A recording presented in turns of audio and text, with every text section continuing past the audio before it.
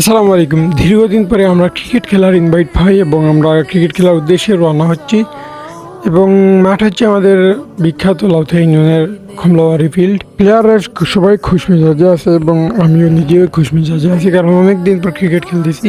খেলা অনুষ্ঠিত হওয়ার কথা ছিল 3টার সময় এবং সবাই রেস্ট নিচ্ছে। আমাদের টিমের আলামিন 6 বলে 7 রান, আব্দুল কাইয়ুম 34 বলে 78 রান, আমি নিজে, নাইম 6 বলে 15 রান, 14 বলে 34 রান ফজলে রাব্বি, মাহাদি 13 বলে 25 রান, কামরুজ্জামান 6 বলে 22 রান করে সর্বোচ্চ স্ট্রাইক রেট তার ছিল। এবং তাদের বোলাররা অপি, জাহিদ, হাসান, সামি এরা বল করেছে এবং তাদের লিস্ট দেওয়া হয়েছে। খুব সুন্দরভাবে তারা খুব ভালো বল করেছে, এটা বলতে হবে।